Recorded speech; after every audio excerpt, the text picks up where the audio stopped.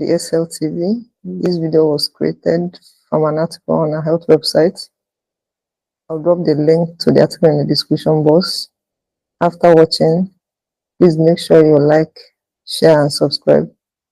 See you soon. Hello there. If you're expecting, I know your mind is probably filled with a million questions. It's such a special time, but it can also be a bit overwhelming, right? And one of the biggest questions that comes up is about something we usually don't think twice about: medication. What's safe, what isn't? Well, let's get into it and find some clear, simple answers together. This question. Does it sound familiar? I have a terrible headache. Can I just take a paracetamol? It's probably one of the most common things expecting mothers ask.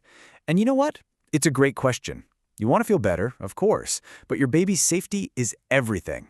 That little bit of hesitation you feel, it's completely normal, and you are definitely not the only one feeling it.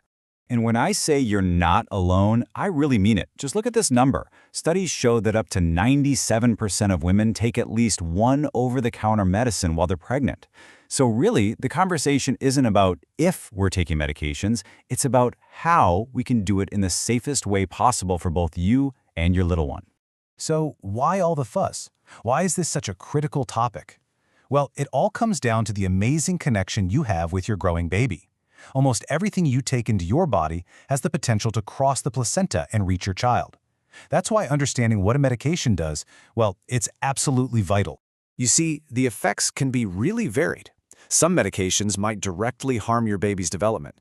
Others might mess with the placenta, which is your baby's lifeline for oxygen and food. Some could even trigger early labor. And what's really important to know is that some of these effects can stick around long after you've stopped taking the pill. Now, timing is so important. That first trimester, those first 12 weeks, is an incredibly delicate time. It's when your baby's tiny heart, brain, and all their major organs are being built from the ground up. So it's an especially vulnerable period. But I want to be clear, that doesn't mean the coast is clear after week 12. We need to be careful throughout the entire 9 months. Okay, so here's a really crucial point. This isn't just about avoiding all medicine, full stop. Sometimes not treating your own health condition can actually be a bigger risk to your baby. Think about it. If you have asthma and you can't breathe well, your baby isn't getting enough oxygen. If you have depression that's not managed, that can affect both of you too. So it's always this careful balancing act, a conversation you must have with your doctor. All right, now for some good news. Let's talk about the medications that are generally considered safe options. This is where we can find some relief for those common pregnancy discomforts without adding unnecessary risk. Here are some of the usual go-tos. For aches and pains, paracetamol is often the first choice. For those seasonal allergies, certain antihistamines are usually okay. And of course, your prenatal vitamins, especially folic acid. They aren't just safe, they are absolutely essential for your baby. But what's the golden rule for everything on this list? Say it with me. Check with your doctor first. Now, let's switch gears and talk about the other side of the coin. These are the medications that need a much more serious chat with your doctor. It doesn't mean they're banned, but it does mean their risks might be higher than their benefits during pregnancy. Please pay close attention to this list. Common painkillers like ibuprofen can actually increase certain risks early in pregnancy. Some antibiotics can affect your baby's developing teeth and bones. And look at the last one. Herbal medications.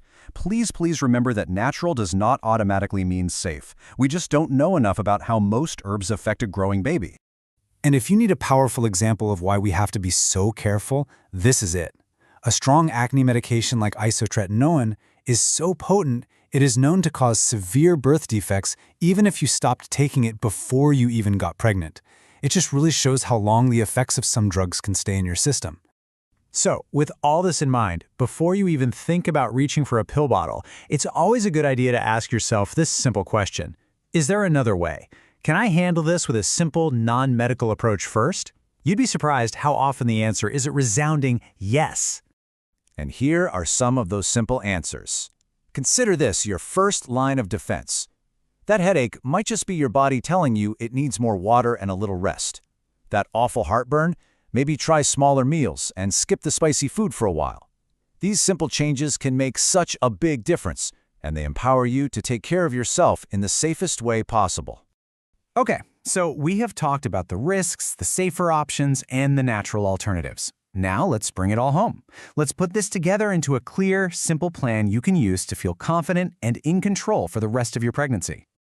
Here they are, your 5 golden rules. Number 1, talk to your doctor or midwife right away. 2, don't play doctor, don't self-medicate with anything, not even herbs. 3, be an open book. Tell them about everything you take. 4, and this is so important, don't suddenly stop a prescribed medication. And 5, be so careful with what you read online.